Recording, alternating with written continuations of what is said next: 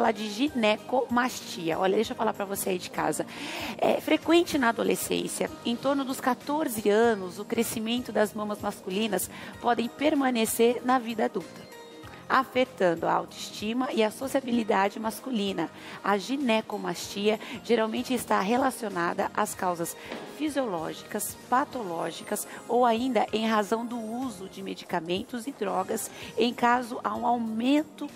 no caso do aumento dos hormônios femininos ou a diminuição dos hormônios masculinos na corrente sanguínea. E hoje nós vamos tirar todas as nossas dúvidas aqui no De Bem com a Vida. Doutor, para começar, o que é a ginecomastia? A ginecomastia é o aumento das glândulas mamárias nos homens, que geralmente não desenvolvem, mas em alguns casos podem se desenvolver. A principal causa da ginecomastia é o aumento das mamas fisiológicas, ou seja, perto da adolescência, muitos dos garotos, 14, 15 anos, têm esse aumento, chega até 65%, é bastante frequente. Tem alguma coisa a ver com, por exemplo, obesidade ou não? Nessa época, aquela explosão dos hormônios, né? Tá. Então, a ginecomastia é o crescimento da glândula em si, né? Só que a maioria involui, só 7,7% se mantém depois de uns 17, 18 anos, né? Aí tem outra causa fisiológica que é a andropausa, lá pelos 50 anos, quando os hormônios masculinos dão uma queda e daí acaba crescendo um pouco mais, porque tudo isso tem o desbalanço dos hormônios masculinos e femininos, né, dentro do corpo. Lógico que a gente tem predominância dos masculinos, mas não é que não tenha os hormônios femininos. Aí esse desbalanço acaba crescendo as mamas.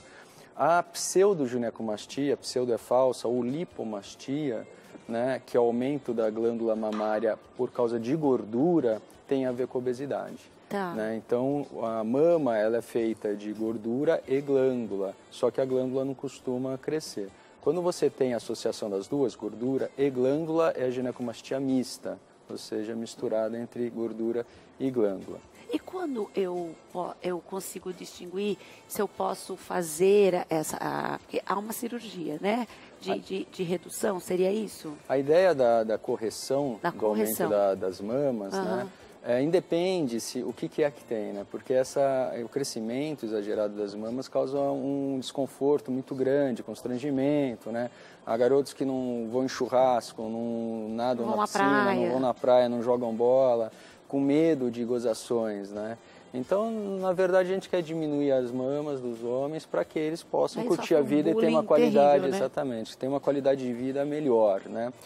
Aí precisa fazer o diagnóstico se é gordura ou se é glândula, né? Então, logicamente, a gente vai fazer algumas perguntas na história clínica, porque a causa não é só fisiológica, alguns remédios, né, alguns medicamentos, algumas drogas podem aumentar, até alguns tipos de câncer pode dar esse desbalanço, né? Então, tem várias causas que podem gerar ginecomastia. Então, tentar procurar, primeiro saber se tem a glândula, né? Um ultrassom vai falar se tem glândula ou se é só gordura. Tá. Com a história clínica dá para ter uma noção, com a palpação dá para ter uma noção, porque a glândula é um pouco mais dura que a gordura, mas não dá para ter certeza. Só com o ultrassom que vai falar se realmente tem glândula, ou uma mamografia falar se tem glândula ou só gordura. E essa cirurgia, a correção, ela pode ser feita aos 14 anos, ela pode ser feita nessa idade ou ela tem que esperar um tempo? Assim, o ideal é esperar acabar de crescer as mamas, né? Então, lá pelos 14, 15 anos, o garoto está crescendo demais, né? E a glândula pode ainda estar desenvolvendo. Então, pode fazer uma correção e ainda continuar crescendo? Pode, né? Porque você não tira 100% da glândula, você tira quase tudo, mas um pouquinho embaixo da areola fica, porque se você for muito superficial, além de poder matar a areola, né, tá necrose por falta, não chegar mais sangue, né, você pode afundar, ela ficar muito funda, né? Então, ela pode voltar a desenvolver muito pouco, mas se está crescendo demais nessa idade, primeiro espera um pouco e faz um tratamento clínico, né? Então, o endocrinologista vai procurar balancear os hormônios do garoto, né, para parar de crescer e muitas vezes até involuir, voltar, né? Então passa pelo endocrinologista. Agora, há casos que já tem um bullying excessivo, já está demais, isso que eu falo para o senhor, nessa fase de escola, né? Então, nessas fases que já está dando um problema social, né, de constrangimento muito grande, aí você pode fazer uma cirurgia, né, nessa idade mesmo, sabendo que tem um mínimo risco disso aumentar depois, que é muito difícil. Agora, a maioria já faz quando já está estabilizado, Que seria os 20? Para resolver. Não, 17, 18 anos, já parou de crescer. Mas a gente tem feito cirurgias também não só nessa idade, tem muitos rapazes e até adultos que desenvolveram ao longo do tempo ou que já desde a adolescência têm um constrangimento e nunca conseguiram fazer a cirurgia. Depois, agora que eu posso, vamos fazer a cirurgia. Ou alguns que engordaram depois, porque a sociedade está engordando, a verdade é essa, né? Tem aumentado muitos índices de obesidade, de ganho de sobrepeso. Então, é difícil você ter uma ginecomastia pura. A grande maioria já vem mista, que tem a parte de glândula e tem a parte de gordura. E cresce muito a lipomastia, né? Aquele paciente que só tem a mama aumentada por gordura, né? Por causa do sobrepeso, né? Que o constrangimento é o mesmo.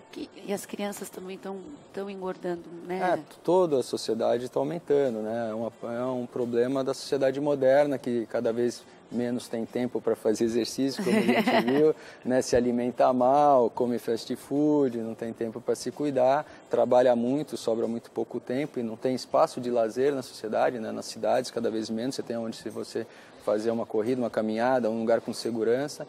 Então a sociedade toda está aumentando de peso e daí acaba tendo mais esse problema. E doutor, como que é feita a cirurgia?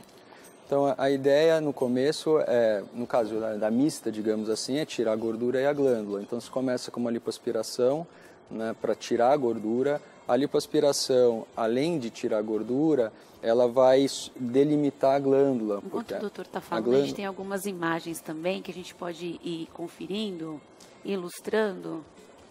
Então, quando faz a lipoaspiração, você, além de tirar a gordura... Ali do lado esquerdo, a pessoa está bem... ali é uma ilustração de um pré e pós-operatório, né? Como seria o aumento da mama e depois da cirurgia tratada a mama, né? Uma ilustração. Aí é a retirada da glândula, né? Que a gente vai falar, mas voltando, né? Faz primeiro a lipoaspiração, aí você delimita a glândula e também diminui ela, porque a periferia da glândula é sempre menos densa do que o núcleo dela. E a vibrolipoaspiração, que é uma lipoaspiração com uma maquininha que ela vai vibrando, com um mecanismo vibratório, ela tira também parte da glândula. Se a glândula não é muito densa, você consegue até tirar ela. Agora, se o núcleo é muito denso, não consegue, mas pelo menos você reduz e deixa ela mais solta. Isso qual é a vantagem? Depois da lipoaspiração, você precisa fazer uma incisão em volta da areola, na parte inferior só, para levantar a areola e acessar a glândula e tirar na tesoura, que é aquela ilustração que a gente viu. Né? Então, essa é a incisão que vai fazer depois da lipoaspiração, que a figura da esquerda seria a lipoaspiração. Então, faz a incisão, levanta a areola e aborda e tira o restante da glândula. Fazendo isso, você deixou a glândula menor, né? Porque com a lipo você acabou isolando ela, digamos, da gordura e tirou a periferia que é menos densa. Então, se machuca menos, a recuperação acaba sendo melhor, né? E é uma cirurgia menos invasiva do que era antes. Antigamente só se fazia tirando. É uma cirurgia demorada? Uma cirurgia com anestesia local e sedação, com alta no mesmo dia. Então o paciente opera de manhã, vai embora à tarde, né? A lipo demora mais ou menos 1h e pouco, também uns 40 minutos a retirada da glândula. Então não é uma cirurgia longa, né? Então se for só a lipo é 1h e pouco, se for tirar a glândula junto com a lipoaspiração, de 1h30, 2 horas. E uma recuperação que o paciente vai embora no mesmo dia, né? Daria para voltar ao trabalho 3 dias depois. A maioria opera na sexta-feira, fica fim de semana em casa e segunda já retorna ao trabalho.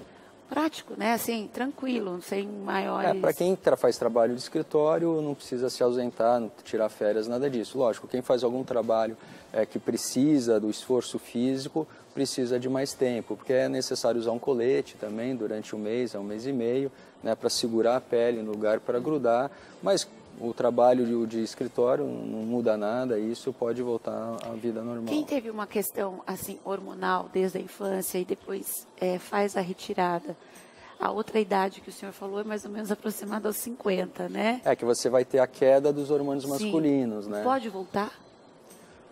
Uma não tem a ver com a não outra, tem nada né? A ver. Então a puberdade é aquela explosão de hormônio, né? Que cresce pelo, dá espinha, tudo, né? A ginecomastia, o crescimento da glândula, é decorrente do hormônio e não a causa do hormônio. né? Então os hormônios estão aumentados, eles estão fazendo um monte de coisa, o corpo está crescendo, o pelo está crescendo, desenvolve todos os caracteres sexuais secundários, a espinha, tudo isso pela explosão dos hormônios, né? Só que depois isso para, né? Acabou a puberdade, isso diminui e estabiliza. Então o que cresceu, cresceu, o que não cresceu não vai crescer mais, a não ser num outro desbalanço de hormônio, que fisiologicamente falando, quer dizer que é o normal, seria na andropausa com 50 anos. Ou se no caminho dessa vida faça isso ou medicamentoso, ou tem algum problema de glândulas, né, ou um câncer, tome remédios ou use anabolizantes, que também causam a ginecomastia, ou um medicamento, como tem alguns antihipertensivos, né, que é para controlar a pressão, remédios para o coração, alguns dão, a finasterida para não cair o cabelo, pode dar. Então tem uma gama de medicamentos que, se usados por um período prolongado, tem como um efeito colateral o aumento da glândula mamária. E quem busca esse procedimento, doutor, e caso queira fazer uma outra cirurgia, dá para fazer no mesmo dia? Dá, é uma cirurgia de porte pequeno, né, e comumente é associada a outras. Principalmente a lipoaspiração do abdômen ou das costas, né? Porque se o paciente já tem uma ginecomastia mista, que tem gordura na mama, vai ter gordura em outro lugar, né? Aproveitar, porque já faz né? parte do contexto, né? Alguns acabam preferindo já fazer a lipoaspiração no abdômen, né? Para já tratar todo o corpo, né? Ou pode até associar outras cirurgias também, mas a mais comum seria a lipoaspiração mesmo. E para fazer essa cirurgia, há cirurgiões plásticos especializados nessa cirurgia ou... Ela é uma cirurgia plástica e todo membro da Sociedade Brasileira de Cirurgia Plástica, né, especialista pela sociedade, é apto a fazer. E o importante é sempre procurar um especialista, mas não existe um especialista em ginecomastia pura e única. Como, na verdade, a formação do especialista da Sociedade Brasileira de Cirurgia Plástica são 11 anos de formação. São 6 de medicina, 2 de cirurgia geral, 3 de plástica para fazer a prova para se tornar especialista. Né? Uma vida. Então, quem tem o título de especialista passou por esses 11 anos e não aprendeu só uma cirurgia, aprendeu a lipo, aprendeu a próstata, aprendeu o abdômen, aprendeu todas as cirurgias plásticas reparadoras e estéticas. Tá. Então, não tem uma subespecialidade, você se forma como um todo, né? E, lógico, um acaba fazendo mais isso, mais aquilo, tendo mais experiência, né, num ramo, mas não que não tenha capacidade, não aprendeu, né? Então, tá certo. Doutor, muito obrigado pela sua presença aqui no De Bem com a Vida, mostrando que tem jeito, né? Eu que agradeço o convite e que poder divulgar uma coisa que constrange muitas pessoas e a qualidade de vida pode ser aumentada com isso. A vida social, né? Sempre trazendo impedimento. Bom, doutor, obrigada, viu? Seja muito bem-vindo e volte mais vezes para falar sobre cirurgias plásticas, porque é um assunto muito bom, né? A gente sempre gosta de saber.